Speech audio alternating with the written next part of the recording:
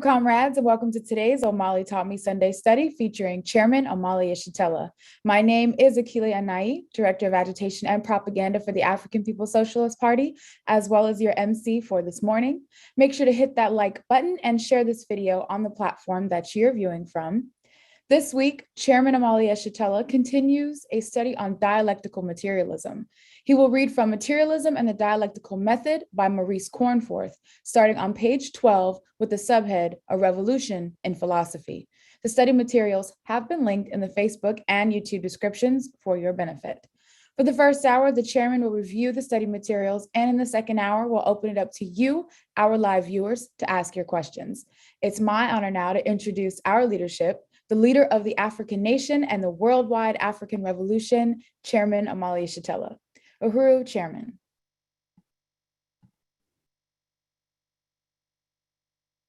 Uhuru, thank you so much, Comrade Director Akile, for the introduction. And I want to express appreciation for everybody who's come onto the study today. I'm assuming that certainly most members of the party, or many members of the party and the Uhuru movement are here, in addition to others. Today, as it has been stated, we're using as a text for this discussion on dialectical materialism,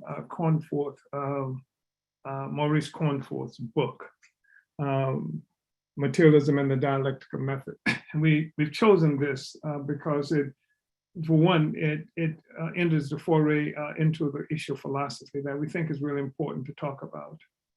And also the structure is relatively good to use as the basis for having this discussion.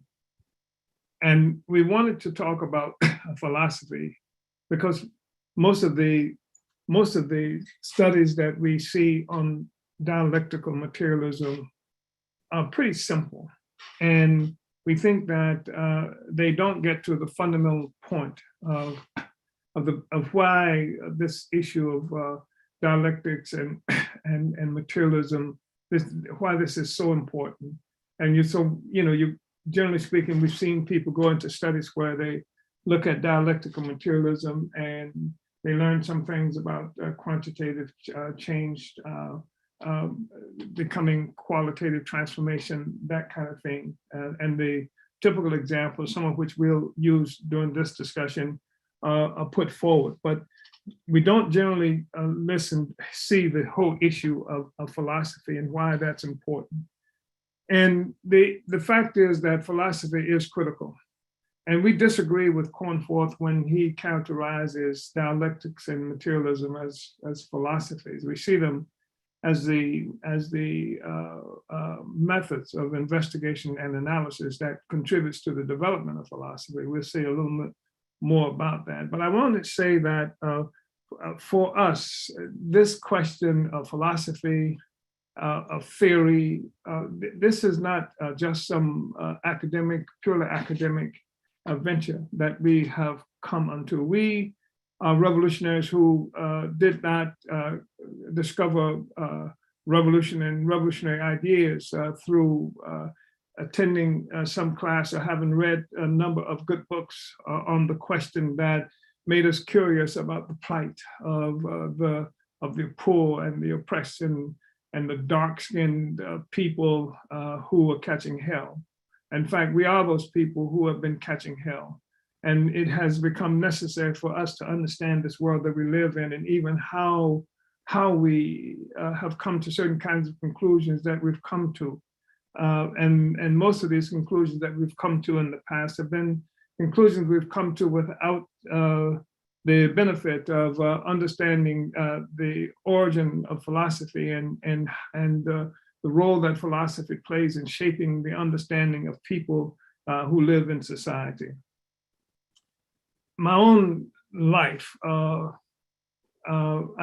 grew up in a small city that can be characterized as southern in terms of where it's located in the United States, in Florida. But in many ways, it had other kinds of characteristics based on the fact that Africans haven't been drawn into this city to clear the land and the swamps and and to turn it into a place where people could live without the greatest fear of the consequences of mosquitoes and snakes and things like that.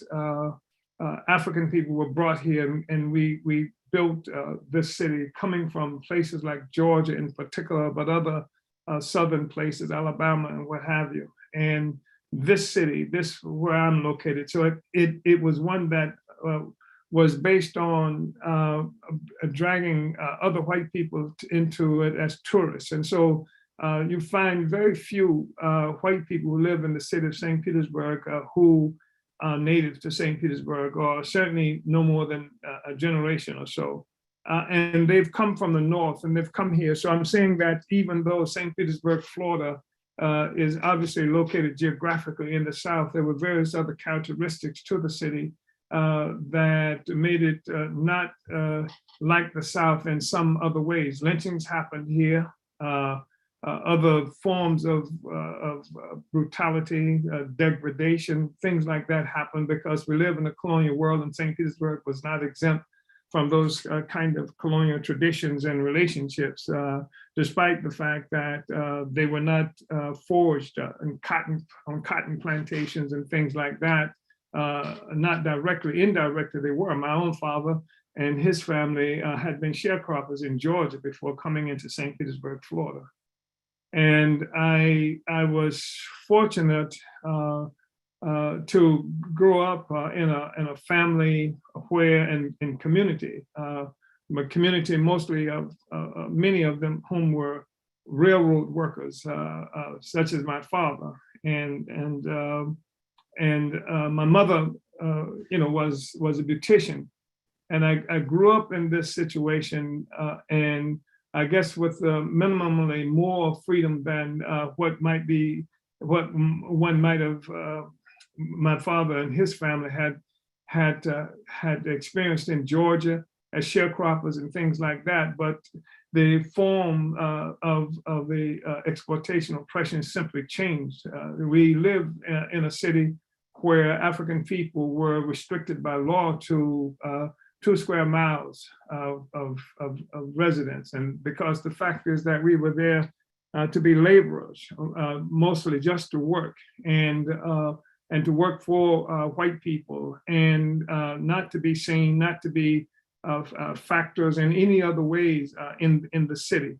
So this is some kind of background. And this was a time where lynching was a natural pastime in this country. And I was conscious of it all the time, of lynchings, and where what was characterized as race talk was happening in every African house. You couldn't go into a household where there was not some kind of discussion that was characterized as race talk, what was happening to us as Black people. And this is the reality that shaped my consciousness, and the degradation that was imposed on us on a regular basis. Even though we didn't live with white people, we knew white people. We knew the insurance man who would come to our house and would walk into the house without even knocking. There's just the arrogance of whiteness in that fashion, and white people owned almost everything outside of the communities that we lived in that we needed. We needed shoes. We had to go downtown to get shoes. We'd take a string, or we learned some method that we'd measure our foot by, and then take it and try to find a shoe that size, because we were not allowed to try our own shoes, because white people had to put their feet in those shoes. And there was this whole thing that had to be upheld about the superiority of white people that was necessary for the functioning of relations of production that existed in the South and in St. Petersburg as well. And so many Africans, we learned this thing about the size of the shoe of a foot is equal more or less to from the from the bottom of the heel of the hand to the inner elbow, and we'd go and get shoes and do that as a means of trying to see what shoe size we need. These were kind of circumstances, and like I said, Emmett Till, I was in elementary school, I think, when Emmett Till was killed and murdered brutally, and the picture of this murdered African young man who was the same age, well, 14 or 15. I was somewhere in that same, around the same age as he when he was murdered. So all of that was something that was obvious to us because we were lived in the world, and Jet magazine and various other magazines showed the picture that his mother, Emmett Till's mother, made necessary because she had the coffin open after he had been murdered and dragged out of the river, and she refused to have a closed coffin. So everybody had an opportunity to see this grotesque figure of this youngster. So that colored our understanding, and we had a situation where the best of our teachers were always trying to help us to become prepared to live in a white world. And we understood at the time that the two big issues defining what relationship we would have in America were characterized by the positions of Booker T. Washington on the one hand, who was characterized as somebody who talked about Africans making ourselves necessary and being able to be self-reliant to the extent that we can produce much of what we needed. And then there was W.E.B. Du Bois, who was the integrationist and who talked about integrating into the whole white world.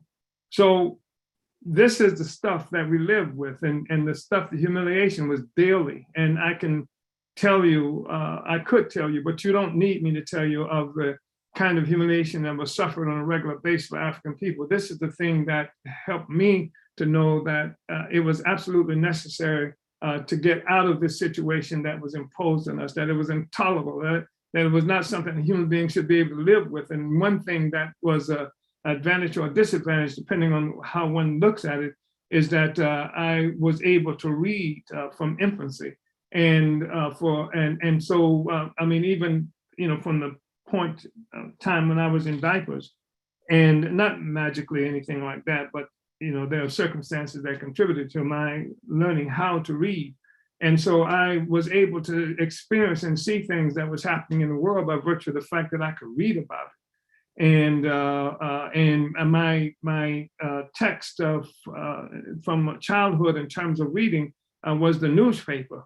I didn't learn how to read using the little school books, see Tom throw the ball kind of stuff. It was reading the newspaper, and reading the newspaper during this time was to read about the lynchings and to read about other kinds of things that was happening to African people and the people around the world. I knew something about the world knew something about a world bigger than the world that had been imposed on us by the colonial restrictions of a particular neighborhood or community or city or state for that matter.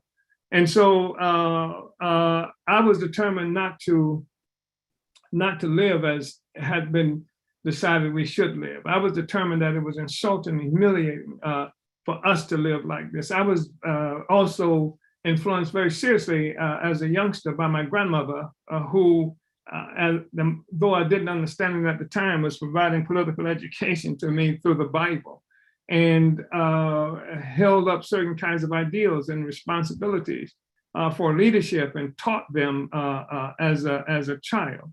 And I learned to experience the suffering of our people, of every little snot-nosed, barefoot Black child that I grew up with and around as my own. And that, I'm sure, was a consequence of the biblical influence of that my grandmother contributed to my own development. So these are some of the things that helped shape my recognition that change had to happen, and also helped to shape my recognition that they had to be fought for, like Samson fought for them, like Joseph, who from the biblical Joseph fought for them. This was what I came to understand through my own experiences and my own oppression. And it was my experience, our oppression as a people that drove me to investigating political science. and not some study of political science that had me go out and try to apply this understanding to things around me. It was the reality of the world that was imposed on me. This is the thing that has influenced, I believe, much of the political development of our communities, not only within the United States, but throughout the world. That it was history imposing violence through our introduction to white power, to white people, to what we've come to know as capitalism, that made it absolutely necessary for us to study and try to invest and understand this. And in so doing, getting involved in political struggles and fights along the way, trying to change our circumstances, at one time influenced and informed by the basic principles that were taught through the public school systems and things like that about democracy, et cetera, and fighting, trying to bring to the attention of the rulers of the city how undemocratic African people were being treated and being jailed in the process of doing that. It became necessary for me to learn more about this reality than what was being taught to me by our oppressors, and even what was being taught to me by the Bible. And what became clear, again, as I mentioned, race talk was happening in every household in the community I grew up in, and I think that was true of most of what was happening in the country. There was something that was permeated the existence of African people living under colonial white terror.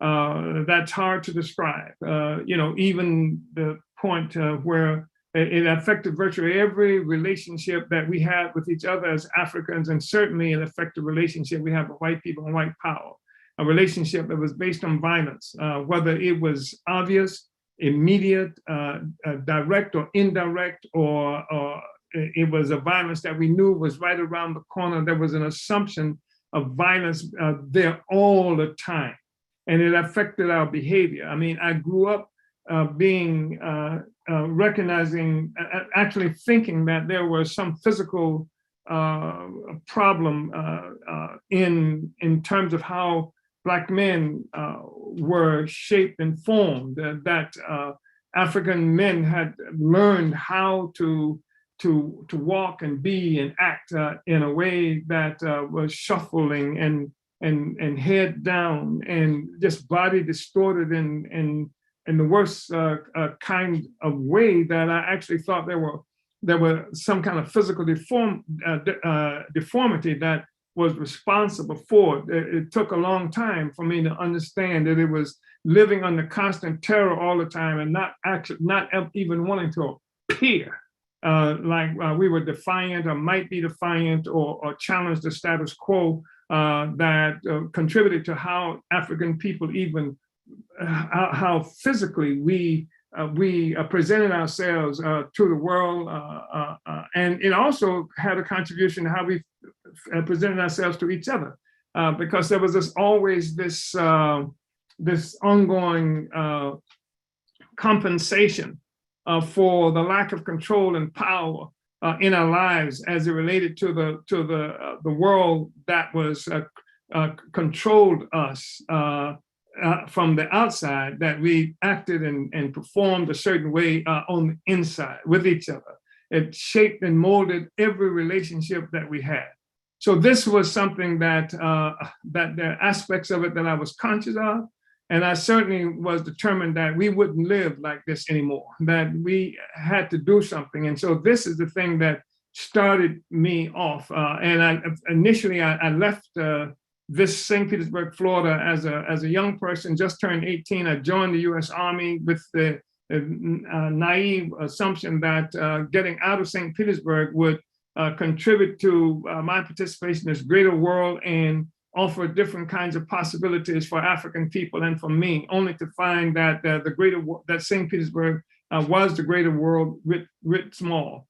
And but it was helpful in the sense that I had an opportunity to travel the world, to go Germany, spent a lot of time in Germany. I was there when the Berlin Wall was created. I experienced different kinds of relationships and possibilities. And I saw one constant there was the way that the Americans, in this instance, and I mean white people, treated African people and treated each other. I saw that there was this behavior and this oppression that went with us to Germany, that said something about our relationships, and that even Germans who were also white had a different kind of relationship. And these are the Germans who came from Nazism. They had 14, 15 years had only expired since the defeat of the military defeat of German Nazism,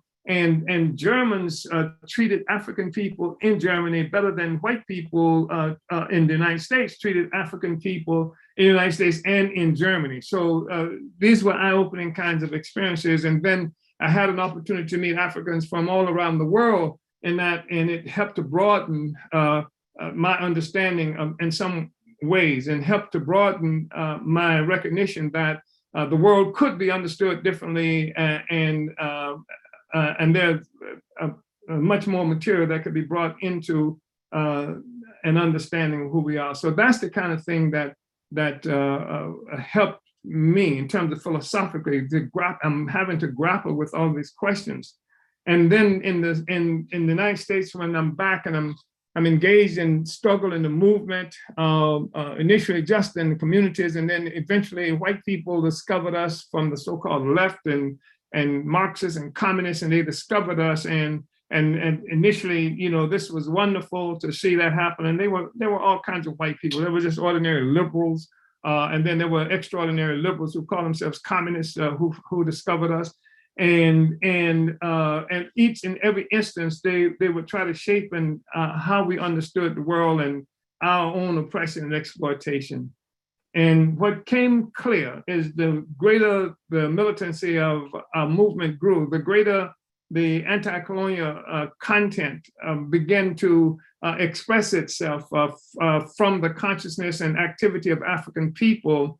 Then we began to see emerging this struggle between our white leftist friends, well, all of the white friends, the liberals who didn't call themselves communists and the communists who didn't call themselves liberals.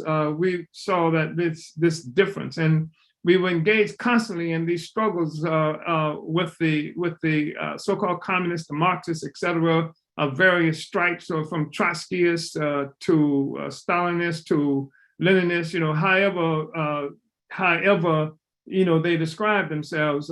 They had struggles with how we were defining our own conditions, et cetera, especially if we were talking about Black power, and if we were talking about having our own freedom, et cetera.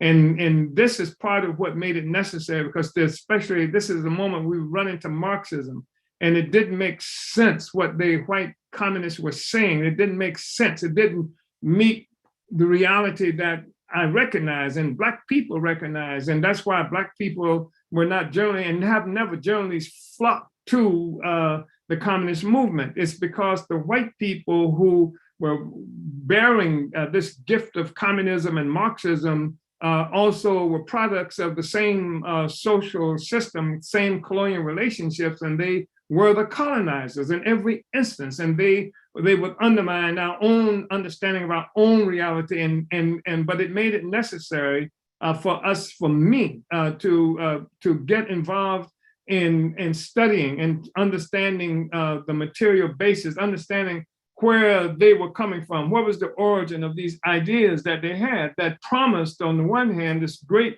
utopian kind of future, but couldn't possibly get to that great utopian future using what they were putting forth, because it totally misrepresented the relationship that Black people had to the system and to white people overall. And that's the beginning of the venture that I have been involved in for more than 40, almost 50 years, in terms of studying and understanding philosophy, coming again forced to this discussion by our actual conditions.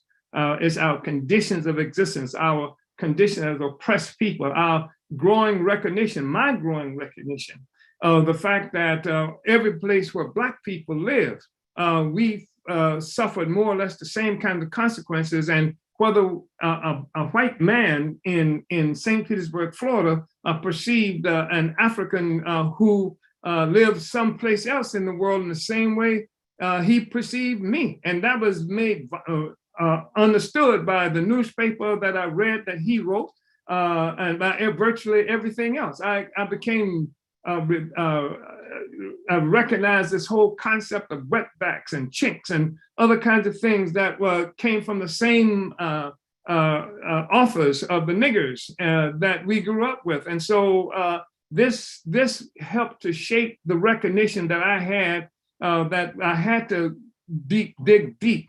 And I found it forced me to have to study to understand in a much better way the conditions that we were suffering from in the world that we lived in, and to see that it was much greater than just where I was located in a particular place. And this didn't happen all at once. There's a whole progression of development that occurred with me, and that's why the discussion we're having today around philosophy and why Cornforth's venture into philosophy is so important, because most of us, generally speaking, don't recognize the significance of philosophy or even how we are affected by philosophy. And so I wanted to be able to talk about that. That's one of the reasons it became necessary to use Cornforth. You will see throughout this discussion that sometimes we use Cornforth even as a foil, because there's some things that he has absolutely correct in terms of dialectics and materialism, but absolutely wrong in terms of how this dialectical materialism articulates itself, or its significance in the context of a society that was born of colonialism, and that's the global society that was born of colonialism. So I'm talking about my own introduction, what forced me to make it necessary for me to investigate in philosophy, to understand the world much differently than I do. But the fact of the matter is that virtually every society has to be able to explain itself. And its explanation is based, again, on how it acquires what it needs to survive. Because fundamentally, the driving force, the motive force in all human society is the production and reproduction of life. That's what it is. And so, as to say, the economic basis of the society is the critically determining factor of the ideas that exist in society. We'll say something more about that. I'm talking a lot now about this whole question of philosophy and its significance, but that's where it comes from. And the thing that I want to say beyond that is that when I talk about society, and we've come to understand society, we've come to understand them in a very narrow way. At maximum, we understand society as something that represents the place and the people and relationships of where we live in a particular country. But sometimes it's even smaller than that. We talk about the Black society, Black community society. We talk about the society and how it is different in particular locations and in a country at different times. But when I'm talking about society, I'm talking about the relationships that have evolved from again, how human beings acquire what we need to live. And generally speaking, that has changed considerably in the whole world since the time where Europe was trapped in feudal oppression, despotism, starvation, disease, and what have you. And that's something that lasted for a long time in history. And this is something that's covered over, that's not even talked about in a meaningful way. But for 1,000 years or so, Europe lived, and this is recent history, Europe lived under a system that's characterized as feudalism. Feudalism was the mode of production, was the way the society got what it needed to exist. And when I say the society, I'm talking about society that is comprised of various kinds of relationships, with the primary relationships under feudalism being between landlords and nobility on the one hand, and the peasants and on the other hand, and where the peasants worked forever on the land that they didn't own, that was owned by the landlords and the nobility, and only were able to keep a pittance of what it is that they produce, and the landlords and the nobility got everything else. They live high off the hog, so to speak, while the rest of the people live under horribly oppressive conditions. And the philosophy that was necessary then, that prevailed then, was a philosophy that came primarily from the church. And that's when the Catholic Church which was the only church in Europe that dominated the whole social system, and the philosophy, divine right of kings, and things like that. And so this is what happened under feudalism. And then and when we look at feudalism, we're talking about all of Europe. We're talking about all of Europe lived that way. And this was the social system. We had kings and nobility on the one hand, and you had serfs and peasants on the other hand. This was the primary relationship that was necessary to keep that whole social fabric existing as it did exist. And that social fabric was defined by the philosophy that came from the church. The divine right of kings was sitting on top of that. And so what happened was a major transformation happened in the world.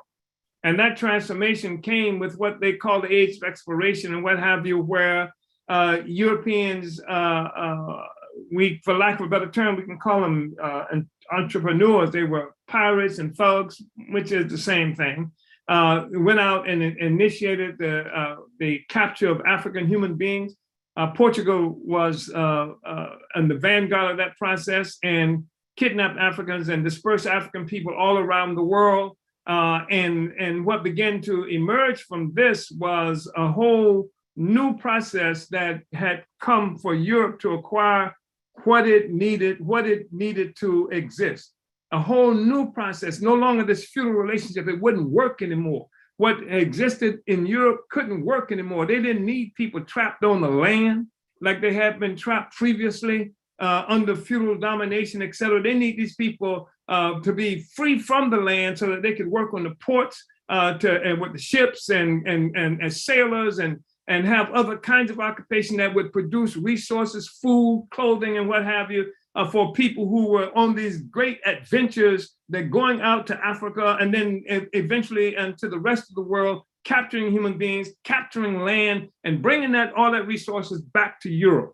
And this defined a particular relationship, but now the relationship has changed. It is not primarily a relationship that existed in Europe between peasants and serfs. Now it is a relationship that exists between Europe and the rest of the world. And so the peasants and the serfs too now live much better than they did. This is why people refer to as capitalism representing some kind of progressive advent in human history, when actually what it was progressive development in European history, because this capitalism came about as a consequence of what? Colonialism, the capture of African people, the capture of territories from all around the world, and the actual Europeans leaving Europe and going to other places around the world, settling there, stealing resources, et cetera, and setting up systems that more or less were extensions of the system that they left when they left Europe and come to these other places. And now you no longer have just a whole group of systems sort of acting independently as under feudalism. You have one system now connected together under this colonial conquest, colonial relationships, and the emergence from that of this thing that's called capitalism, which is what we call colonial capitalism, because there could be no capitalism without slavery and without the colonialism. And this is despite everything that we've heard from Karl Marx, and we will hear about the development of human society, because there wasn't the development of human society that gave rise to capitalism. It was developed of Europe at the expense of human society that gave rise to capitalism. So this is something that we came to learn. And I hope I have not exhausted your patience so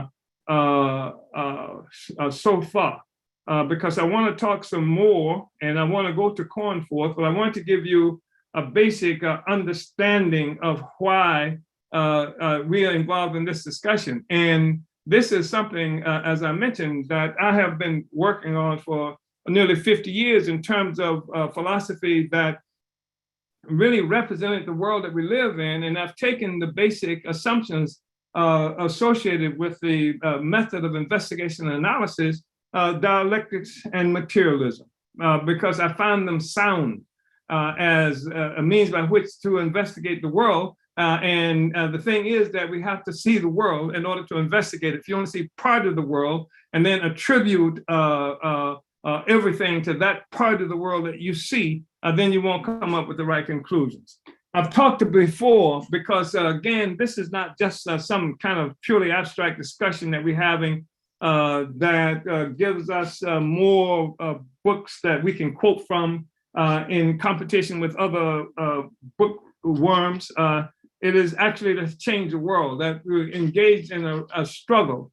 And we want to bring philosophy down to earth, because people have experienced philosophy in the various places that we live all the time. We always have had to have an explanation of the world that we live in. We always had to be able to make predictions of the future for where it is that we are moving as societies. The thing is, however, with the emergence of this global society that came about as a consequence of colonialism, then in many ways, the rest of the world was absorbed into this relationship with Europe, and that we've come to experience today as a global economy, globalism, the capitalist economy, et cetera.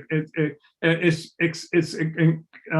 something that envelops the entire world. And then we recognize that in order to change this, you can't keep fighting for justice from an unjust social system. The system itself was unjust. It is a system where now the relationships that we're looking at is between the colonized and the colonizer, those of us who are colonized and those who are the colonizers. And this is the profound contradiction that we're confronted with.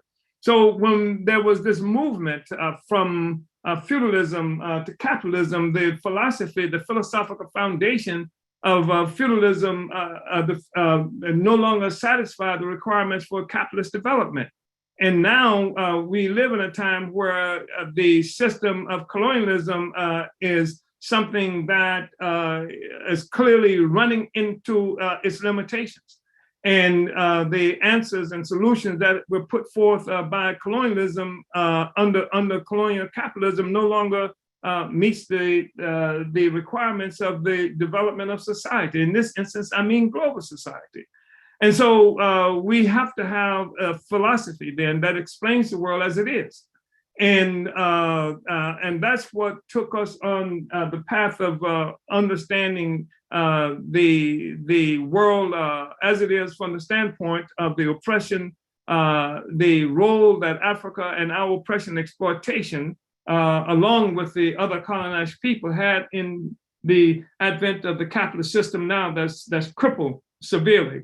And it's the crippling of this capitalist system that makes it difficult for any explanation that we get from white economists and philosophers, what have you, to confront with any kind of accuracy the reality that we're confronted with. That's why you see the economists cannot anticipate the kinds of crises that we've been running into on a regular basis. They got numbers, they got all of this, but their philosophical worldview is distorted, and they don't understand anything because they can't see those of us who are colonized. So I want to go ahead and say that we've been fighting for this, and we've been fighting to bring a dialectical materialist approach to the struggle of African people, and philosophy that's formed and founded from that basis.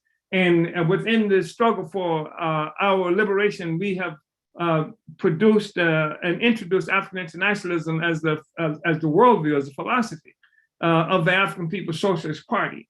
And this has been to the consternation of some people who do not want to recognize the legitimacy of philosophy as something that can be a guiding light, and that philosophy as being something that speaks to the interests of particular classes and social forces, and instrument of revolutionary organization like the party. And we're saying that African internationalism does that, and it is a philosophy of the African People's Socialist Party. I'm going to go to Cornforth now, and on the top of the page of page 12 that we'll be starting from, the first paragraph, goes that the party philosophy has a right to lay claim to truth, for it is the only philosophy which is based on a standpoint which demands that we should always seek to understand things just as they are, in all their manifold changes and interconnections, without disguises and without fantasy. And then, of course, Cornforth characterizes dialectical materialism as Marx's doctrine, but he says that the Marxian doctrine is omnipotent because it is true, wrote Lenin. It is complete and harmonious and provides men with an integral world conception, which is irreconcilable with any form of superstition, reaction, or defense of bourgeois oppression. And he further wrote, quote, "There's nothing resembling sectarianism in Marxism in the sense of it being a hidebound, petrified doctrine, a doctrine which arose away from the high road of development of world civilization.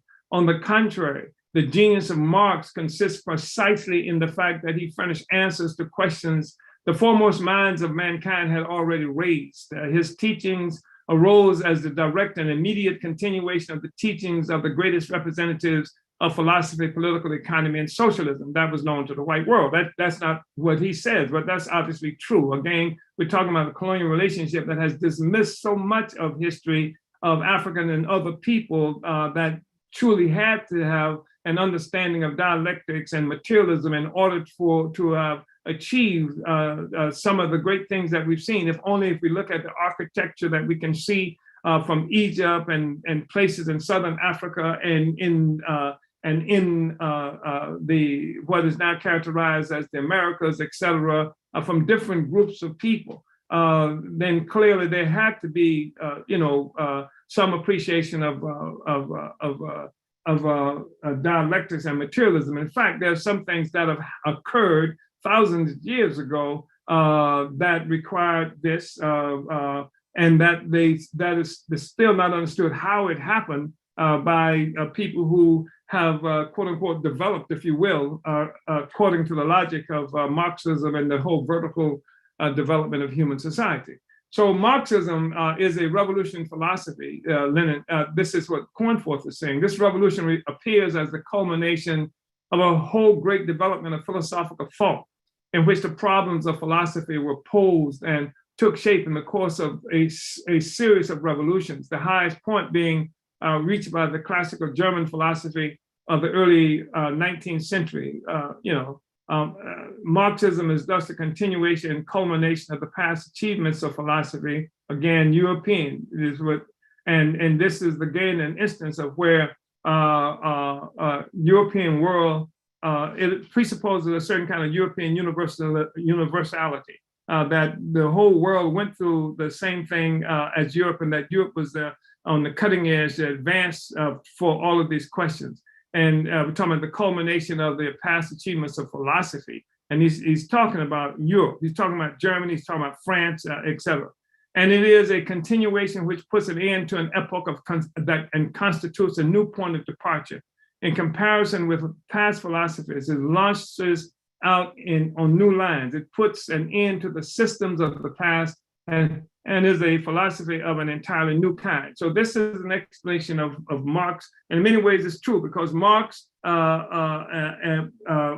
one of those who put forth a philosophy that was understanding a dying feudalism and the emergence of this whole capitalist system and the consequences that it was causing in Europe. Marxism did that. Nihilism was a phenomenon, anarchism, was something that was happening at the same time, fighting to define this world, provide a philosophical alternative to feudalism.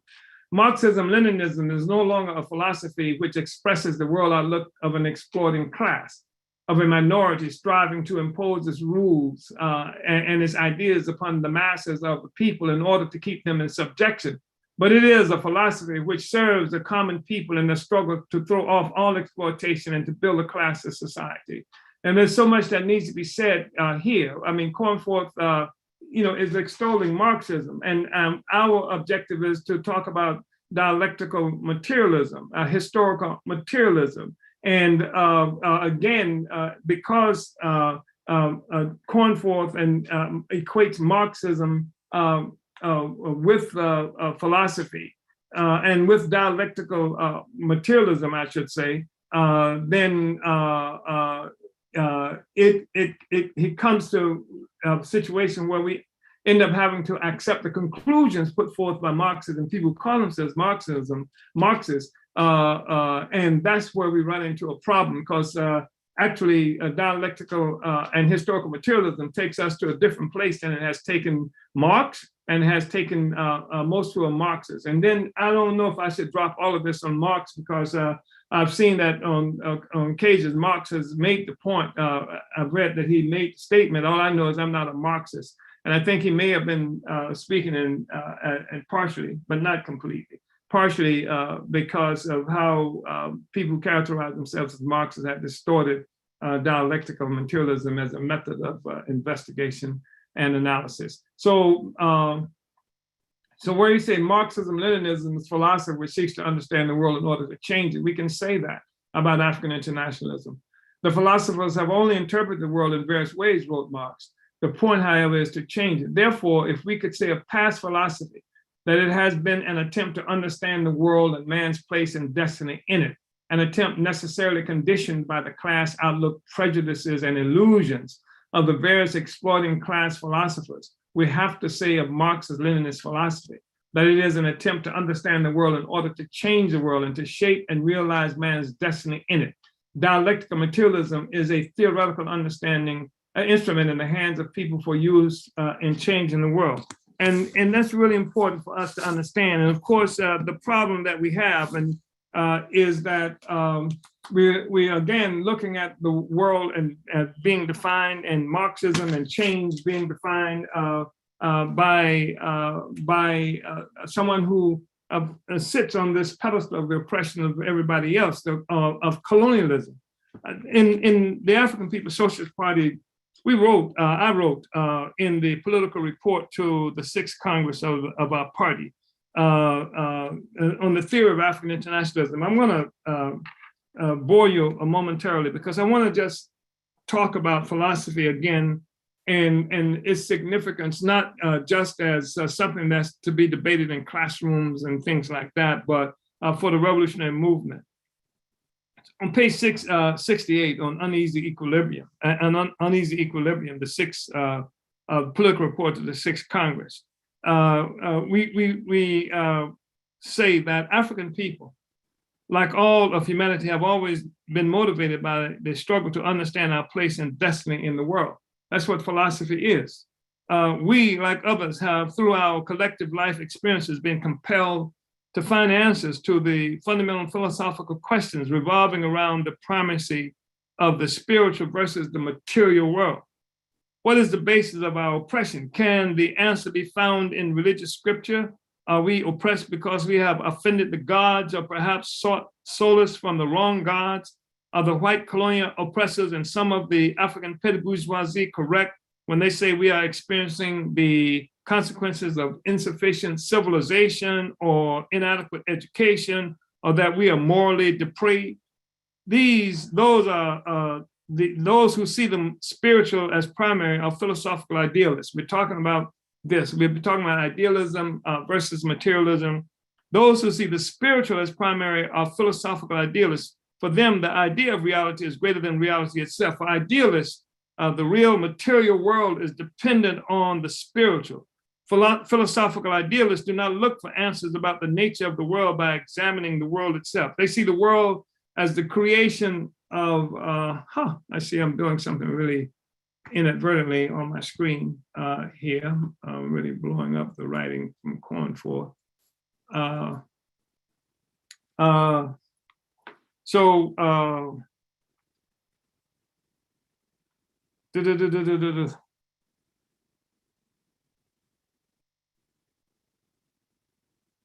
they see the world, just say a moment, that for idealists, the real material world is dependent on the spiritual. Philosophical idealists do not look for answers about the nature of the world by examining the world itself.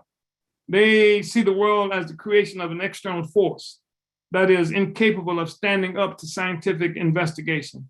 This is a ruling class worldview that is funneled into the consciousness of the working masses through the African petty bourgeoisie, as well as other petty bourgeois and bourgeois mediums.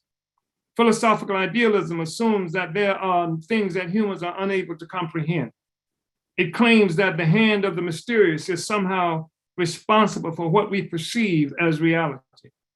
During the historical period when our party was founded, philosophical idealism was central to the worldview of the Black liberation movement, which relied mainly on religious, moral, and colonial explanations to understand and analyze our situation. African philosophical idealists of that period sought explanations of our conditions of existence and our future in the articulations of great leaders, or simply in the consciousness of the Black liberation movement itself. In other words, the idealists accepted the movements and its leaders' own self-definition as primary, rather than fundamentally examining the actual material conditions that gave rise to the movement and its leaders. Other philosophical idealists with whom our movement had to contend were the various white liberals, including those who define themselves as so-called leftists. Many of the white leftists relied on religious and moral explanations for their analysis, attributing our oppression to the flawed character of our oppressors. And that we still hear that today. I mean, people will talk about our condition, our oppression, having something to do with some flawed character, either of our oppressors at large or some particular instrument like a trump, something to that effect. According to these idealists, our oppressors were people who had strayed from the American moral ideal. In this way, the white liberals were not that different from the petty bourgeois leaders of the Black liberation movement. White leftist ideological intervention usually represents itself in the paternalistic condescending tendency to approach the issue of the oppression of African people from a predetermined assumption of the universality of the white experience. This Eurocentric viewpoint shows that the leftists have pretty much the same viewpoint as all the other whites. I remember engaged in a fierce battle with a white woman who loved Black people in the time where we were actually involved in creating the African People's Solidarity Committee in St. Petersburg, Florida, some years ago, and who was telling me that the thing that Africans had to do was to be like white people in order to be free. Often influenced by Karl Marx, many leftists deny being philosophical idealists. Their idealism, nevertheless, is reflected in their demand that Africans, the indigenous of the Americas, and the majority of the world's peoples understand our struggles as objects of European defined and experienced history. From their perspective, Africans and others are relegated to the position of auxiliary forces whose ultimate unhappy destiny, independent of our will, history, and experience, is to facilitate the emergence of the industrial white working class as the new ruling class in an utopian post-capitalist world.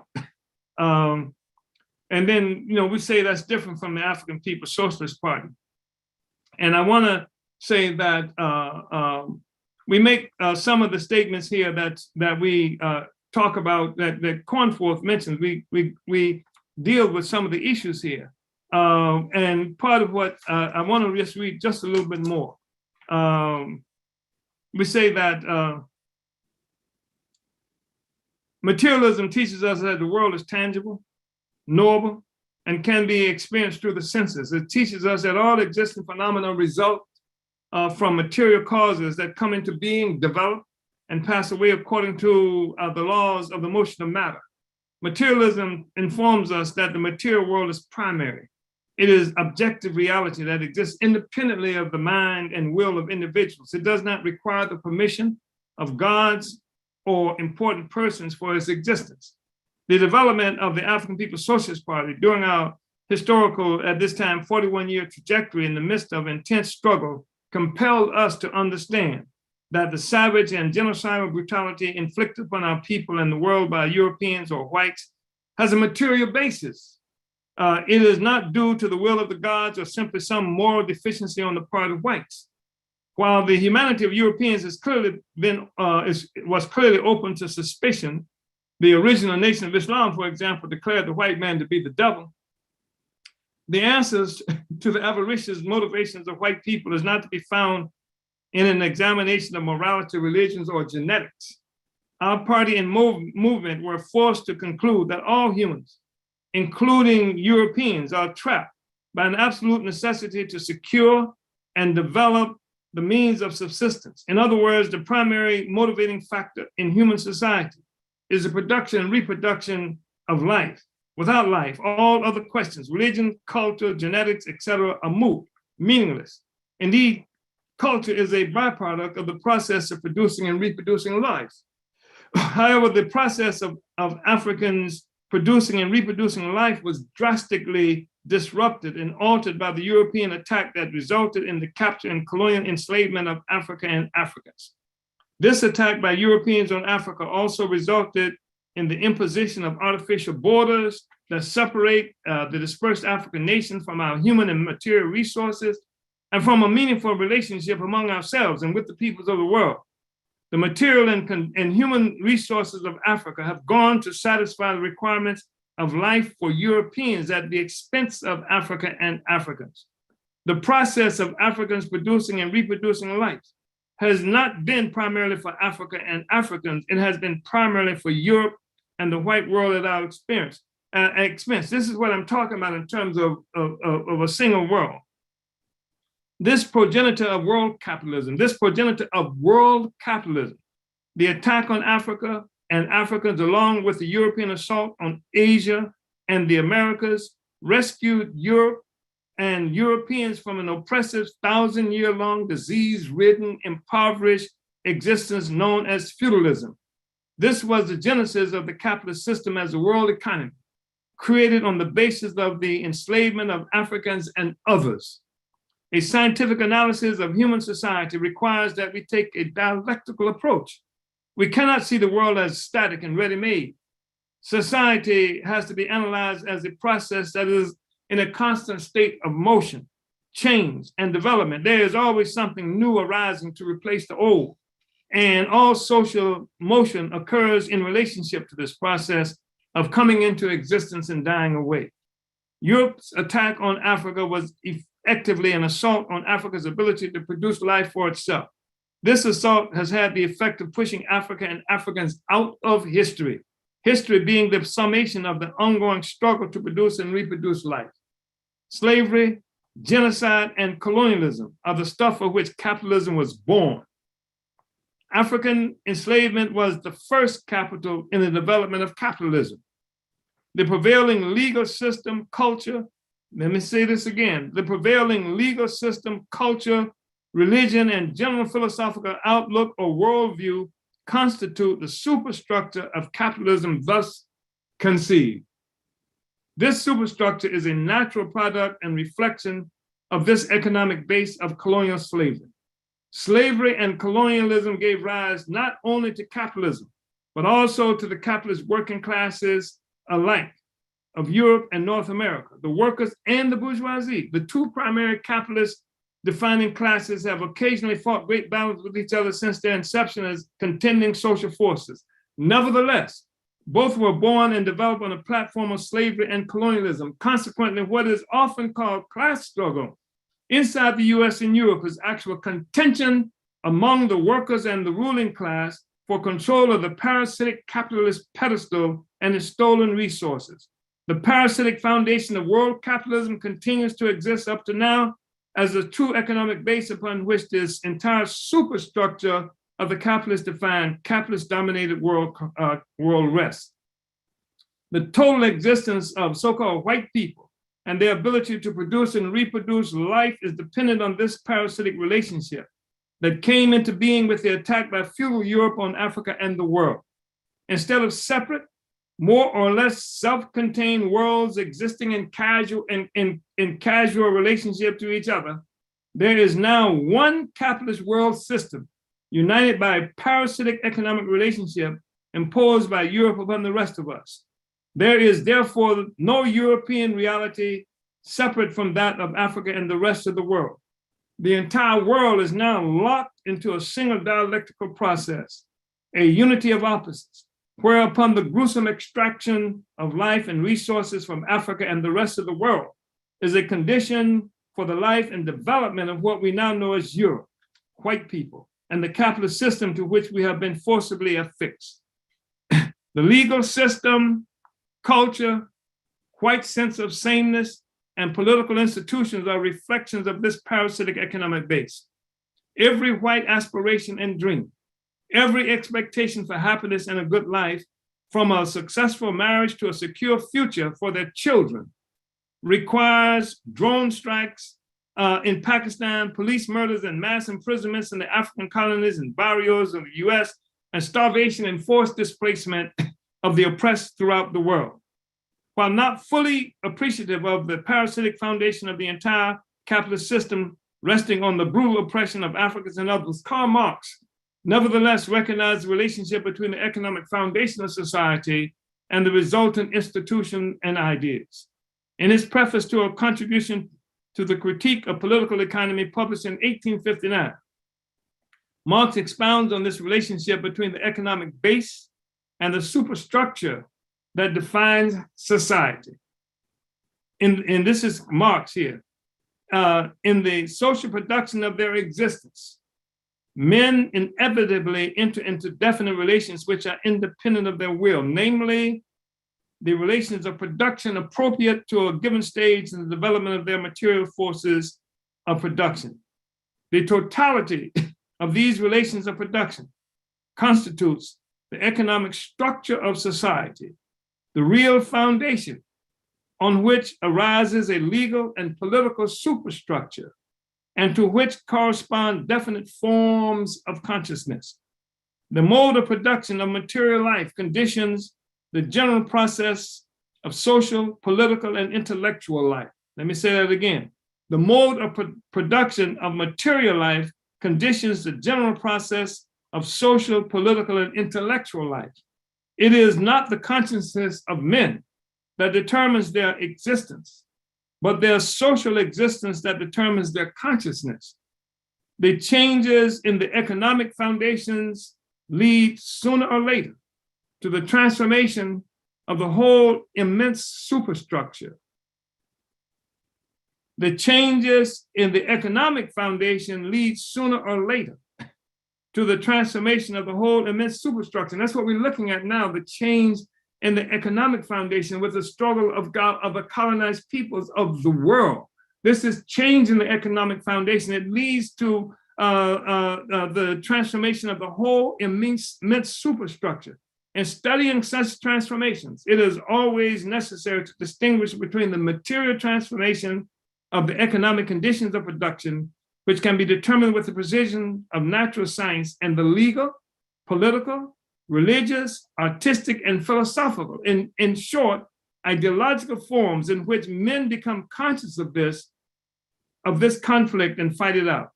Just as one does not judge an individual by what he thinks about himself, so we cannot judge such a period of transformation by its consciousness, but on the contrary, the consciousness must be explained from the contradictions of material life, from the conflict existing between the social forces of production and the relations of production. So I wanted to share this. I know that was a long passage from An Uneasy Equilibrium, which is on African internationalism, but it is a foray into the whole question of philosophy and revolutionary philosophy that's produced by a revolutionary party. And this is the work that I've been involved in for nearly 50 years, because we have to have an explanation.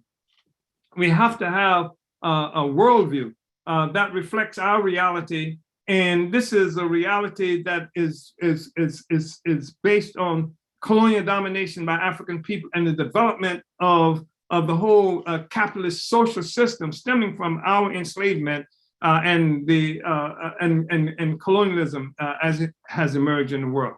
So I'm going to just read a little more, and I haven't read anything at all from Cornforth, but I think that what I've read up to now will prove to be important in terms of understanding Cornforth. And so I'm on page 13. It says, thus dialectical materialism is in the truest sense of popular philosophy, a scientific philosophy and a philosophy of practice. And that's what we can say about African internationalism. It is a popular philosophy. It is a scientific philosophy and a philosophy of practice. We have taken the question of philosophy, we've taken it away as something that's possessed only by the elite, only by the upper classes, only by the white people, the colonizer, etc. And because it is a philosophy of practice, African internationalism means that we go into the communities where we are located and we reintroduce this materialist and dialectical approach to understand the world and our relationship to it, to the masses of our people. We demystify philosophy and make it possible for African people through the leadership of the party to be able to understand and change the world that we live in. So again, we're quoting Cornforth. We are quoting somebody else in Cornforth. The discovery of Marx and Engels represents the end of the old philosophy, and it did. The end of that philosophy, which claimed to give a universal explanation of the world. It did. It did represent the end of the philosophy of feudalism in Europe. And with the appearance of Marxism as a scientific world outlook of the proletariat, meaning the workers in Europe, there ends the old period in the history of philosophy when philosophy was the occupation of isolated individuals, the possession of philosophical schools, consisting of a small number of philosophers and their disciples detached from life and the people and alien to the people. Marxism is not such a philosophical school. On the contrary, it supersedes the old philosophy, the philosophy that was the property of a small elite, the aristocracy of the intellect. It marked the beginning of a completely new period in the history of philosophy when it became a scientific weapon in the hands of the proletarian masses in their struggle for emancipation and capitalism. So Marxist philosophy, as distinguished from preceding philosophical system, is not a science above other sciences.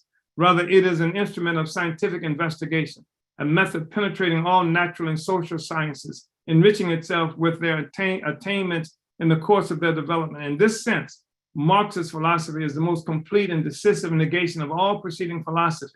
But to negate, as Engels emphasized, does not mean merely to say no. Negation includes continuity, signifies absorption, the critical reforming and unification in a new and higher synthesis of everything advanced and progressive that has been achieved in the history of human thought. I just want to say, comrades, that I don't think it's something that can be overlooked. That when we look at the development of Marx and Marxism and the whole approach to dialectics and historical materialism, we're looking at a time again where Europe has Europeans have left Europe and gone out into the rest of the world and begun to investigate the rest of the world and this so-called exploration, slavery, colonialism, etc. And that there can be no doubt that this is what has influenced the ability of Europeans to enlarge and deepen their understanding of the world. They run into philosophy, they run into history, they run into peoples who existed thousands of years before Europeans mastered fire. And this is what has contributed to where we have not only the colonialism didn't just take physical human beings, but it took education, it took science, it took all of these things, and now they find them concentrated in Europe. And now we are studying philosophy, we're studying materialism and dialectics as if it were something that originated in Europe. and this is, I'm not involved right now in some kind of struggle against Marx or Engels, but I am saying that in order to have a worldview that is meaningful and comprehensive, you have to be able to see the world. And the colonizer has never been willing to see the world, or sometimes not even able to see the world. And I mean, Napoleon sent hundreds of engineers and scientists and what have you to Egypt, and they looted and took all kinds of science and learning away from Egypt. And even at some time, as I understand it, it was understood that French civilization rested on the foundation of Egyptian knowledge. And even today, you can go to Main Street in Paris and find evidence of Egyptian influence. And you can go other places in Paris and throughout Europe and find that kind of influence. So I'm saying this in order to try to give a greater, a more comprehensive understanding to philosophy and worldview. It was not something that was concentrated in Europe.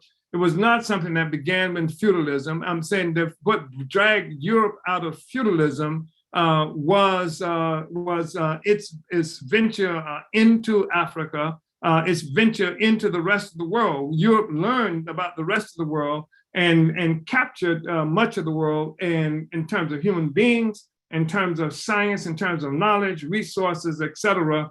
And this is something that we bring to this discussion, this understanding of philosophy and the significance of dialectics and challenge anybody, and especially the race nationalists in the African world who would assume that understanding something about dialectics and materialism and the creation of a new world is something that was created by the white man. The fact of the matter is that Europe colonized science and colonized much knowledge, just as they colonized the human beings. They colonized human scientists. They colonized human institutions. And in many instances, they destroyed the science that came from those institutions. So I'm going to just read just a little more because I do want us to recognize and accept the viability of dialectics and materialism as the way forward. And I think, again, that this dialectics and materialism was something that was introduced to Europe from the outside. And when we look at, so I'm going to go ahead and, so the revolutionary characteristics of dialectical materialism are embodied in two features of Marxist-Leninist philosophy, which give it its name, dialectics and materialism. In order to understand things so as to change them, we must study them, not according to the dictates of any abstract system, but in their real changes and interconnections. And that is what is meant by dialectics. Let me say it again. In order to understand things so as to change them, we must study them, not according to the dictates of any abstract system, but in their real changes and interconnection. That is what is meant by dialectics. And that's what the problem of a European colonizer, many of whom call themselves Marxists, et cetera, is that they do move from some abstract system that presupposes the supremacy of the colonizer, of white people of Europe, and can't see the world in terms of real changes and interconnection. That's why you will never see or hear. And that's why you're having such a problem, struggle, stuff like that when they talk about the struggles that's happening in education in the United States today about some kind of, I forgot how it's characterized as, with some kind of racial theory. The fact is that the oppressor, the European, the colonizer, cannot see the world the way it really is, and must move from the perception that the white man, the European, created the world, and that the rest of us somehow are messing things up in any time we try to challenge and change that. So we say that here, and that's the big struggle that we are constantly involved in. And sometimes we're involved in this with the colonizer ourselves, who have simply accepted an understanding that comes from the colonial ruling class and the colonial system itself of what is significant and what is correct. So Cornforth again, we must set aside preconceived ideas and fancies about things and strive to make our theories correspond to the real conditions of material existence. And that means that our outlook and theory are materialist. Okay, we must let's go up again. To understand, in order to understand things so as to change them, we must study them not according to the dictates of any abstract system, but in their real changes and interconnections. And that is what is meant by dialectics. Okay, we see dialectics. We must set aside preconceived ideas and fancies about things and strive to make our theories correspond to the real conditions of material existence. And that means our outlook and theory are materialist. And then we quote Engels. In Dialectical Materialism, wrote Engels, the materialist world outlook was taken really seriously for the first time and carried through consistently. For it was resolved to comprehend the world, the real world, nature and history, just as it presents itself to everyone who approaches it free from preconceived idealist fantasies. It was decided relentlessly to sacrifice every idealist fancy which could not be brought into harmony with the facts conceived in their own and not in a fantastic connection. And materialism means nothing more than this. And so, Comrade Director, where are we? Chairman, I think this would be a good place to stop. Okay. Yeah. All right. All right. Cool. Chairman, but I really want to just appreciate this study and really appreciate the time that you spent on the chapter of African internationalism and reading and contextualizing this whole piece by Cornforth. Yeah, but just we want to be able to get to some of the questions. But I really want to salute this study, Chairman. Really appreciate this, and it has been truly invaluable. What you've brought to this discussion with the African internationalist piece. So we're going to go ahead and before we get into our Q&A, we're going to go through our announcements first. We've got a couple things going on in the Uhuru movement that we want you to be aware of. So, as you guys know, this study is being brought to you by the Department of Agitation and Propaganda, where we're winning the war of ideas. For your worldwide revolutionary news and analysis, you can visit theburningspear.com, order and distribute the Burning Spear newspaper, and become a subscriber today. Get a 1-year subscription, 12 issues delivered straight to your door for $25, or the new digital subscription. Get a combo of both for 20% off, and gift a subscription to comrades and family members. You can do all of this at theburningspear.com/subscribe. Next, calling on spear distributors. The November spears are here. Get the spear out in your community. Go to the Burning Spear Market, or go to burningspearmarketplace.com to order your bundle. Omali Taught Me airs on Black Power 96 FM radio, a project with the African People's Education and Defense Fund, with the slogan, not just explaining the world, but changing it. Listen on 96.3 FM in St. Pete, Florida, or streaming online at blackpower96.org and on the free Black Power 96 mobile app. The theory of African internationalism is a theory of practice. All the energy of the African People's Socialist Party is focused on the destruction of colonial capitalism. Africans of the world, go to our website, apspuhuru.org, and fill out our contact form. Today from 3 to 6 p.m. Eastern Time, join the Arrest CPS Strategy Conference organized by the African National Women's Organization, or ANWO. This is for anyone who wants to learn more about how Child Protective Services, CPS, criminalizes the Black community. The conference is bringing parents, organizers, and lawyers together as a strategy to strengthen parents' defense of their children and to offer a network of support that is rooted in empowering African families. Register at arrestcpsconference.eventbrite.com. Register for the Mandates Won't Save Us from the Colonial Virus webinar taking place on Thursday, October 28th at 3 p.m. Eastern. The African People's Socialist Party will address the vaccine mandates brought about by the colonial COVID crisis and call on African people in the Caribbean to build the Caribbean front of the African Revolution. Some of our speakers include Chairman Omali Yeshitela, Aisha Fields, Director for the All African People's Development and Empowerment Project, Alex Morley, Chairman of the African People's Socialist Party Bahamas, representatives from Martinique, Jamaica, Guadeloupe, Bermuda, and many more. Register for this important discussion at tinyurl.com/colonial virus mandates. This event will include French and English translation. Join the Black Power Blueprint on Tuesday, October 26th at 6 p.m. Central as they go live for Ghouls, Goblins, and the One Africa, One Nation Farmers Market, featuring Impedum President Columbai Antoinette and Black Power Blueprint volunteer coordinator Zanlile Mpico. They will interview guests, Desmeen, coach of the Freedom Dance Company, and mime artist Quincy GQ Fielding III, along with young Uzi models in costume, all who will be taking part in the One Africa, One Nation Farmers Market Halloween Festival in North St. Louis. Tune in Tuesday on the Black Power Blueprint Facebook page or YouTube channel. The Black is Back Coalition for Social Justice, Peace, and Reparations is holding its annual rally, march on the White House, and conference on November 6th and 7th. Join us in deepening the struggle against police terror and honoring our political prisoners and prisoners of war. Learn more and register at blackisbackcoalition.org. Order your copy of Chairman Omali Yeshitela's latest books, Vanguard, The Advanced Attachment of the African Revolution, and An Uneasy Equilibrium at burningspermarketplace.com. The chairman actually referenced the chapter African Internationalism, and it's featured in both of these books. So burningspermarketplace.com for your works written by the chairman and other leaders of our movement.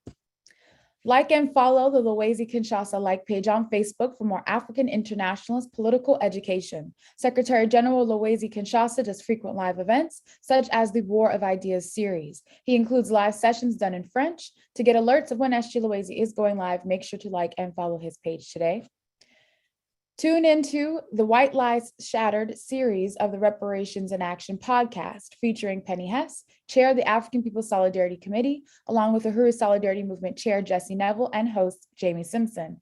Check out the show Fridays at 3 p.m. Eastern on Black Power 96 Radio and on demand at uhurusolidarity.podbean.com or wherever you listen to podcasts. This is a series that challenges and exposes the distortion of history by the colonial ruling class and reveals the truth about the past, present, and future from the eyes of the African working class. Uhuru Foods and Pies is hiring for a part-time baker in both Oakland, California and St. Petersburg, Florida. Culinary training is preferred. Join the work to build an independent African economy by baking for Black Power. To apply, email resume to oakland.volunteer@uhurufoods.org or mail your resume to 7911 MacArthur Boulevard, Oakland, California, 94605, or call 800-578-5157 for more information. Make your legacy a taste of freedom. Uhuru Furniture and Collectibles in both Oakland and Philadelphia are hiring full-time truck drivers and full-time marketing coordinators. Do you have driving and furniture lifting skills, social media, and print marketing experience? And can you work Wednesday through Sunday? If so, apply for these positions and contribute your labor and skills to this institution of the African People's Education and Defense Fund. Apply by visiting their website in Oakland, uhurufurniture.blogspot.com, and in Philadelphia, that's uhurufurniturephilly.blogspot.com. On Tuesday nights from 9 to 10 p.m. Eastern, join Ralph Pointer on What's Happening Blog Talk Radio. Tune in by calling 347-857-3293. Ralph Pointer sits on the Black is Back Coalition Steering Committee and chairs the BIBC's Political Prisoners Working Group and also leads the Lynn Stewart Committee. And also continue following the Old African People's Development and Empowerment Project on Facebook or visit developmentforafrica.org for important information and helpful tips in regards to the colonial virus COVID-19. Get access to their international telehealth program, which is a free program to get our questions and concerns answered by licensed doctors and nurses through Project Black Ankh. You can make your free virtual appointment with one of their professional health providers by going to developmentforafrica.org/telehealth. And to keep up with our movement events, visit the burningspear.com's events page and subscribe to our mailing list. And last announcement. Next. Make sure you like and subscribe to the Burning Spear TV on YouTube. We are 9 subscribers away from 10,000 subscribers on YouTube. So go ahead and become one of them today. So subscribe to the Burning Spear TV on YouTube to catch every episode of the Omali Taught Me Sunday Study. The Burning Spear channel has, like I said, just almost reached 10,000. So go ahead and subscribe today and support the Omali Taught Me show by donating at paypal.me/Omali Taught Me. So that concludes our announcements for today. You guys can find those again at theburningspear.com/events for everything we're doing. Now we're going to jump into the Q&A segment of our of the study. But first, want to acknowledge where people are watching from. We have Battle Creek, Michigan, Moorhead, Minnesota, Portland, Oregon, St. Louis, Missouri, St. Petersburg, Florida, San Diego, California, Oakland, California, Fort Myers, Florida, Tampa, Florida, Chicago, Illinois, Minneapolis, Minnesota, Philadelphia, Pennsylvania, Kuwait, Huntsville, Alabama, Richmond, Virginia, Pinellas Park, Florida, Somerville, Massachusetts, Occupied Azania or South Africa, France, Hempstead, New York, Gainesville, Florida, Manhattan, New York, Lawrenceville, Georgia, Miami, Florida, Lakeland, Florida, Jamaica, Las Vegas, Nevada, and Lynn, Massachusetts all checked in today. So, Uhuru comrades, thank you for tuning in. And now we'll get to our questions. Chairman, we have a few from last week that we will look at today. And this first question comes from Comrade Chimaranga in St. Pete. National Director of Organization asked, Uhuru Chairman, would it be correct to say that primitive accumulation of capital is more accurately described as colonialism?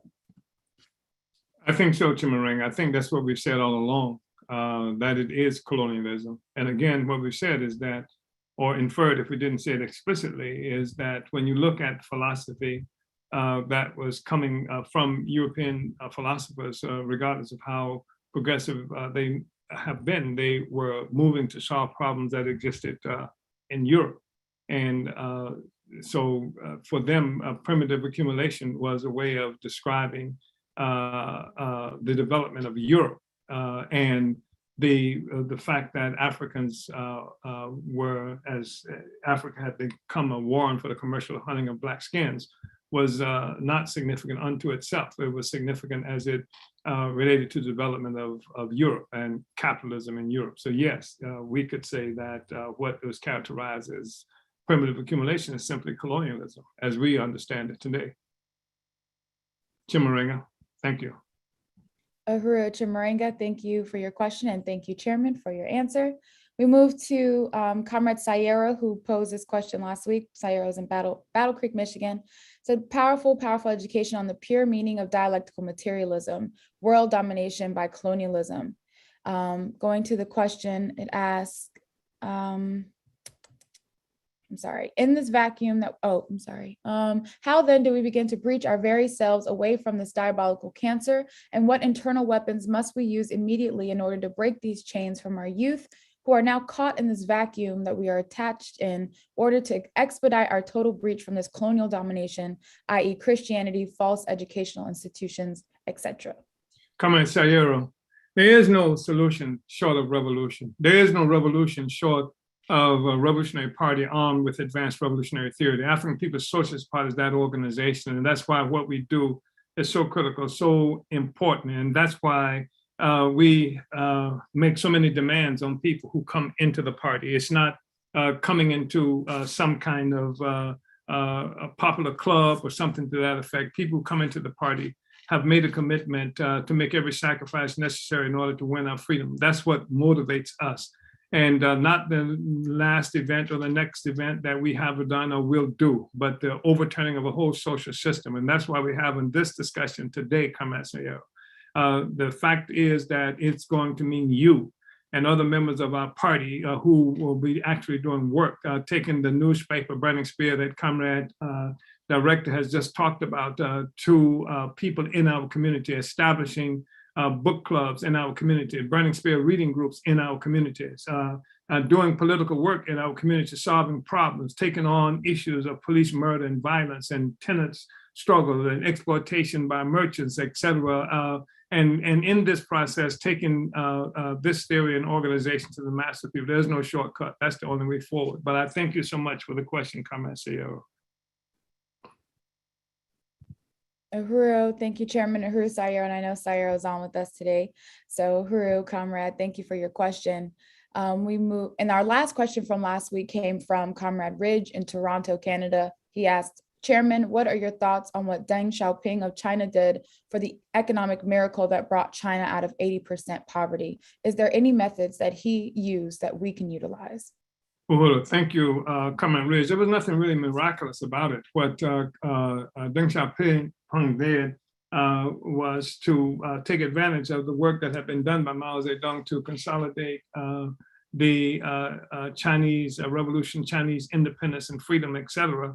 And then using that, he entered into the the capitalist, the system, the global capitalist system.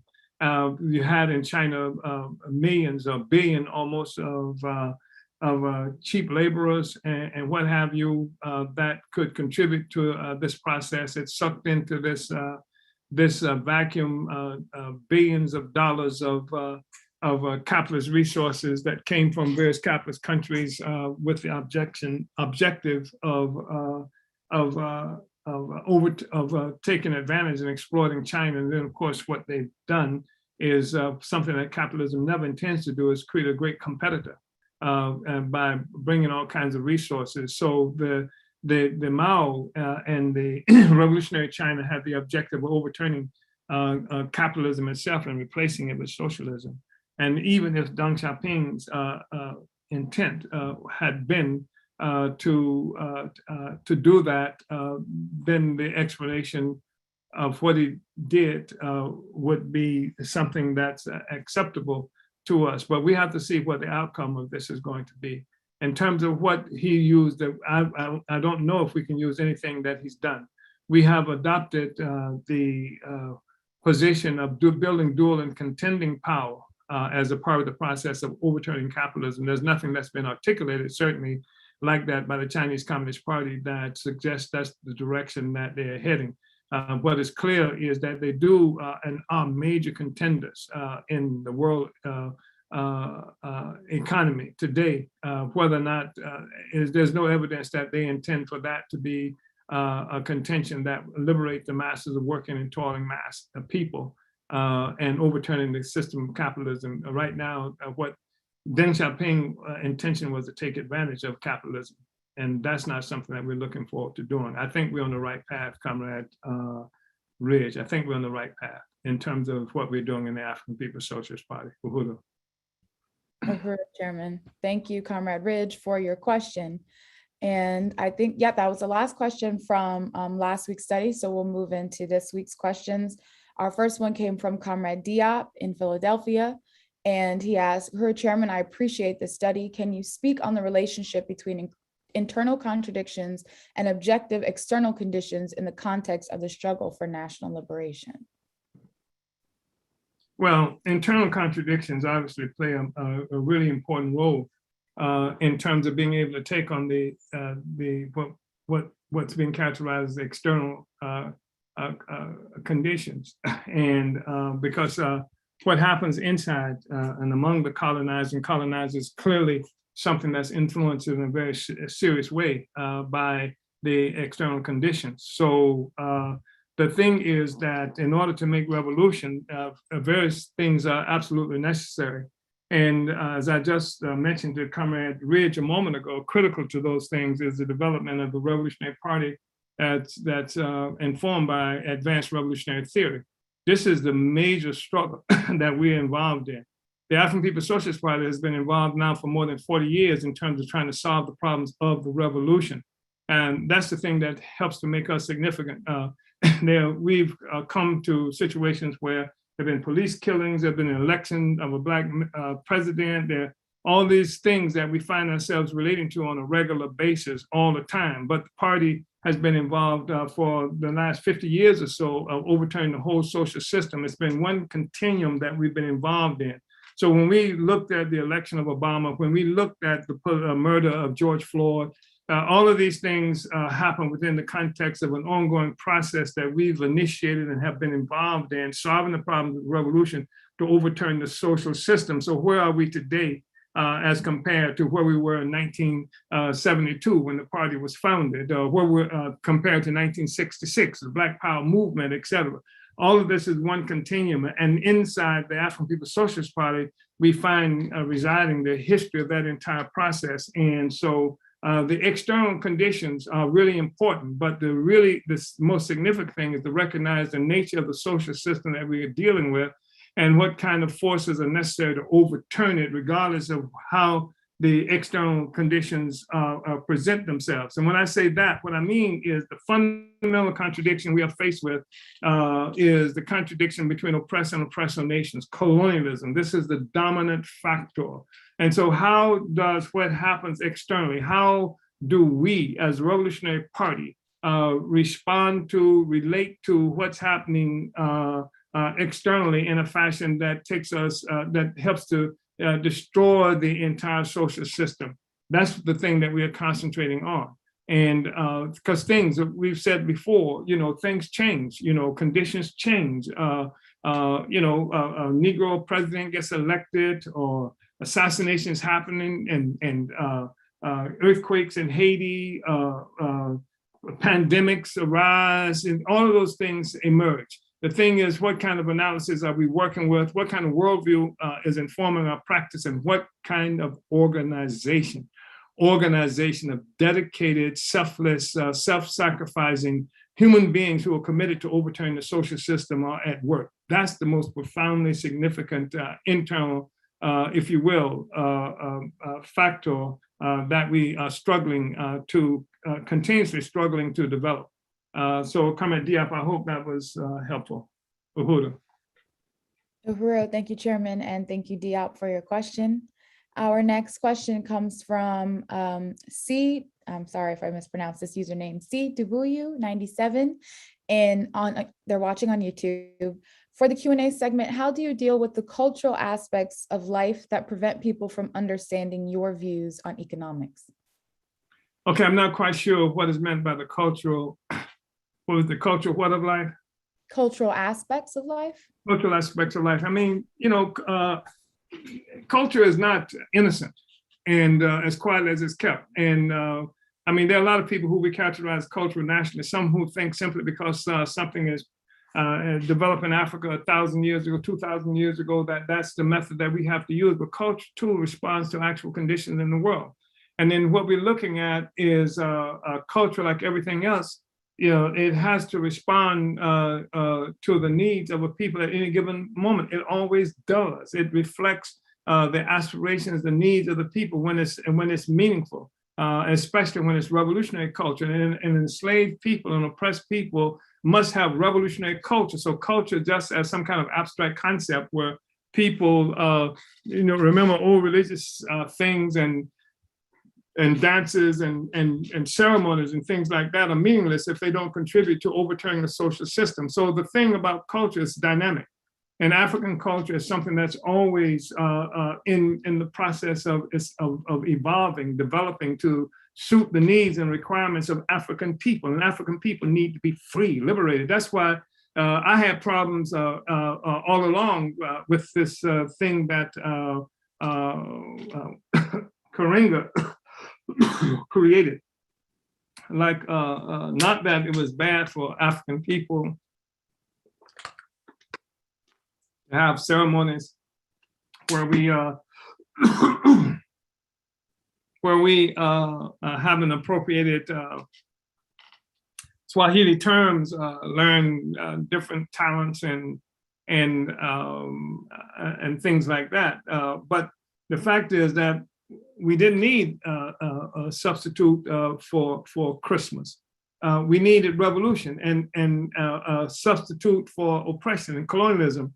And while it is true that all the holidays under colonialism contribute to consolidating and uniting the colonizer nation and others with the colonizer nation, the primary thing that we have to be confronted with and concerned with is overturning this relationship. So how does culture reflect that? And I think it may have been Emory Douglas a long time ago. Perhaps it was Emory Douglas. I'm not sure. Who, as some may know, was the artist for the Black Panther Party. I think it was he who said something about art has to play the role of teaching the colonized to kill the colonizer. Certainly, that is what culture has to contribute to, pushing liberation of our people, destroying system of oppression, et cetera. And the more we know about it, the more our culture must necessarily reflect that. So I'm not sure how that question was meant. That came from Sidi Buyi, but that is what has to occur. Uhuru. Uhuru, thank you, Chairman. And they did say, they said something okay, I'm sorry. I'm just going to go back to their question, and then they added a point. So they said, how do you deal with the cultural aspects of life that prevent people from understanding your views on economics, like individualism, religion, etc.? So, and those are philosophical questions. That's what we're doing right now, and that's why we're saying that we arm, members of the party. That's why, everybody who is in the party, every person who's tuned in to hear must understand this question of philosophy is not something that's left up there for the eggheads, for the people who occupy positions in universities and things like that. That's what the masses of our people, we have to reintroduce this philosophy to the masses of people. There's nothing unnatural about what we're talking about. What has happened is a select group of people under the colonizers have taken what is a natural way of understanding and investigating and understanding the world, and then they have packaged it in a fashion that it's simply the property of these big shots, et cetera. So the responsibility of us, my responsibility, is to try and win members of the African People's Socialist Party to recognition of responsibility to understand the world as it is and to move about changing it and to take that understanding to the people. And my responsibility is to help people in the party to win people in the party to accepting this worldview of African internationalism as your own, and therefore make you competent to take this philosophy out in your own words and language, and that the people can understand, to intervene in 1,000 different ways, not just through discussion. Comrade Akile and I were talking just the other day about even being able to do plays and things like that as a part of a revolutionary project in our communities to bring the people into recognition, opposition to this. We help people understand this also when we engage in struggle, because we're exploited on every level. And so we engage practically in these struggles that the people are confronted with. And in the process of doing that, help them to understand the system that they're engaged in trying to deal with, and help them to see a better system, a possibility of a better system. That's how we do it, by engaging in actual life, in real life, and in the struggles of the people. Uhuru. Thank you. I think that's a really important question, Comrade Sidibuyi. And I think that's something that every member of the party should really hear and understand, that our responsibility is to do that, is to engage the people in life, not as spectators who stand by telling the people that's right, that's wrong, et cetera, but in life, to engage the people in life and changing their circumstances. True. And C commented, you answered it right, sir. Thank you. Appreciate the answer. So, our next question comes from Comrade Life in Tampa, Florida. It says, Cornforth once wrote, the use of language is an essential element in the formation of human relations. The Burning Spear features several Uhuru buzzwords. Can you say something about why it is critical, not trivial semantics, for the African working class to use the correct terms when articulating social contradictions? Thank you, Comrade Life, for that, because we used to hear, especially from the African petty bourgeoisie, and especially from the petty bourgeois intelligentsia, that what we were saying, that the masses can't understand this, and that I understand, they always preface it by saying, well, I understand, but the masses can't understand it, but we know the people can understand it. And that what people who make those kinds of complaints and observations are doing is trying to deny access to science. And the language that we use is a language of science. It helps people to express their views with greater clarity, and it helps people around the world who are engaged in the same struggle, struggles to change the world, in understanding. It helps us to understand each other. I've seen the experience of the masses supposedly not being able to understand, and where people who are illiterate in El Salvador, for a matter, or some other places in the world, in a matter of weeks, come to understand and express their ways in scientific language, speaking to revolutionary aspirations that they have. So it's absolutely significant. Language is the means by which we communicate, generally speaking, and I think that it's important that the people learn how to express their views as scientifically as possible, it leaves very little room for mistakes about what we mean, and it also leaves leaves little room for our oppressors to misdirect our message or to make it appear that we mean something else, and especially as we make the scientific language something that is more universally accepted, then it is the bourgeoisie and their representatives who stand out when they use other languages trying to express our situation. And Cornforth uses in this text that we're talking about, he quotes I think it's perhaps it's Engels who talks about how we mean something quite different when we talk about idealism and when we talk about materialism. And there are some people who are old enough, even on this, who heard Madonna and the Material Girl or something like that. But the bourgeoisie means they use language that works against us. And that's why even the question of when we use terms like racism versus colonialism, this is misdirection that the bourgeoisie is throwing in the midst, and why appropriate language is absolutely important, because it informs our practice. It tells people, how to move. Uhuru. Thank you, Comrade Life. The saying, words have meaning. Yeah. Uhuru, Chairman, thank you, Life, for your question. And Chairman, the question section is lighting up. So many people have so many questions, so we won't be able to get to everything today, unfortunately. But our next one comes from Comrade Kumba in St. Louis, Missouri, who asked, Kumba, yes, Uhuru. Yeah. He says, Uhuru, Chairman, can you give a dialectical materialist understanding of the contradictions in IET, if this is not too much to go into? It probably is, but I just want to say this, Kumba. The Haitian Revolution is probably the seminal revolutionary event in history, and certainly in capitalist history, because the Haitian Revolution is the revolution that shook the global capitalist system to its very foundation. Because the Africans in Haiti made a revolution at a time where slavery was the capitalist economy, the world economy was organized around slavery. And in that revolutionary process, you had the Africans who fought against the colonizer in the form of France, but also against colonialism overall, because all of the colonial powers of the world ganged up on Haiti precisely because colonialism was the world economy, and that economy revolved around slavery.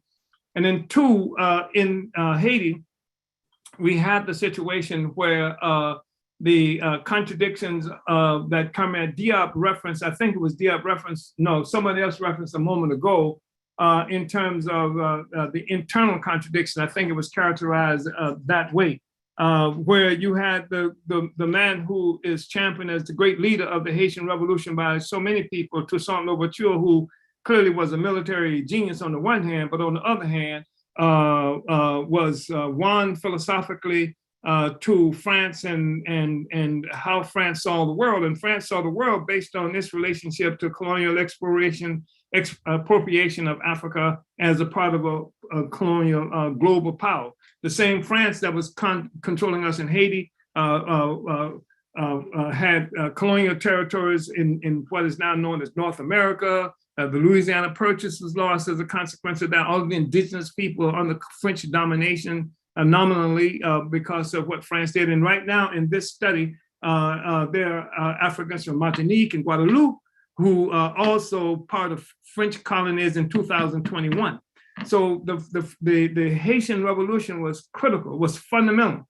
And while Toussaint was one who was willing to make a deal with France to maintain French control of Haiti, with Haiti functioning as a kind of neo-colony of France with more rights, it was Dessalines, of course, who represented more clearly the aspiration of the working class, who coupe-tête, boule-caille, cut hairs, burn houses, destroy the whole thing. But you had a whole bunch of contradictions that existed in the whole world and in Haiti at the time that played a problem for the outcome of that revolution.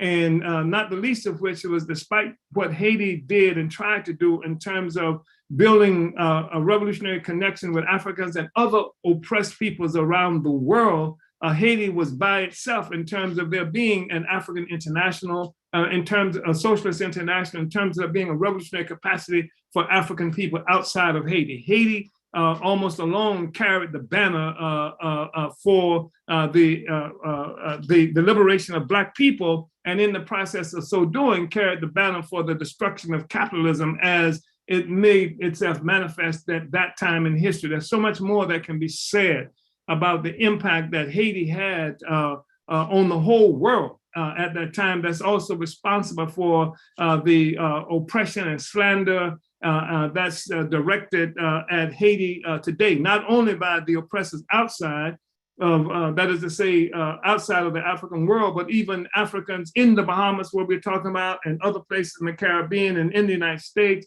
who look down on African people from Haiti. And this, of course, is a part of the whole, one of the reasons this whole issue of philosophy that we engaged in is so important to us today, and why the question that Comrade Kumba just raised is important as well. The fact is that the fundamental contradiction was colonialism. It was colonialism, it's French colonialism that gave significance to the so-called mulattoes and to the other forces that were contending all the time, with the ability of the enslaved African working people in Haiti to be free and to have the kind of country that we want. And of course, it's impossible for Haiti to do that because, as we know, it's a global economy. Haiti found that out when the whole world ganged up on Haiti, initiated a quarantine, economic quarantine on Haiti, to starve Haiti, to break its will, and isolate it so that it could not be a revolutionary process that infected the entire world as it had begun to do in various other places. So, Kumba, I hope I responded to the question that you just raised.